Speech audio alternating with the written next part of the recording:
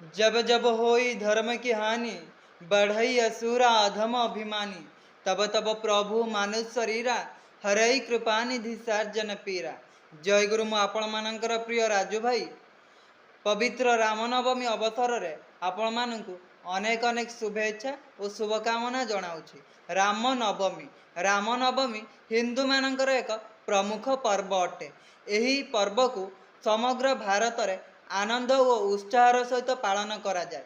Hindu calendar अनुଯାयी Ramnavami प्रतिवर्ष चैत्र मास शुक्ल पक्ष नवमी तिथि पालन करा जाए। पुराण शास्त्र अनुଯାयी यही दिन भगवान रामंकर जन्म तिथि अटे। भगवान राम विष्णुंकर सप्तम अवतार थिले।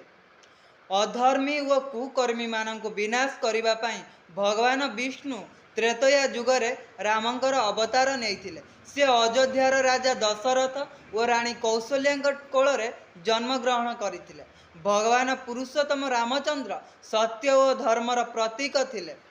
रामनवमी रामंकर जन्म स्थान तथा अयोध्या बहु धूमधाम रे पालन करा जाए।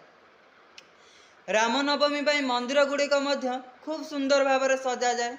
भक्त मैंने सकाल स्नान करी नूतन पोशाक पिंधि निकटस्थ राम मंदिर जाती दर्शन करने एवं प्रत्येकटी घरे घरे भजन कीर्तन सहित रामचरित मानस पाठ करा जाए। यही दिन एक विशाल शोभायात्रा हुए एवं प्रभु श्रीरामंकर प्रतिमा रथरे लगाई सहर परिक्रमा करा जाए। भक्त मैंने उपवास करी परिवार सुख व समृद्धि पाई प्रार्थना करती एवं पूजा शेष करी प्रसाद बंटन करती। यही पर्व 9 दिन धरी पालन करा जाए एवं यही 9 दिन चारिआडे आध्यात्मिकतार वातावरण खेली जाए। भगवान राम को मर्यादा पुरुषोत्तम बोली कहा जाए कारण से प्रतिकूल परिस्थिति रे निजर आदर्श छाड़ी नथिले।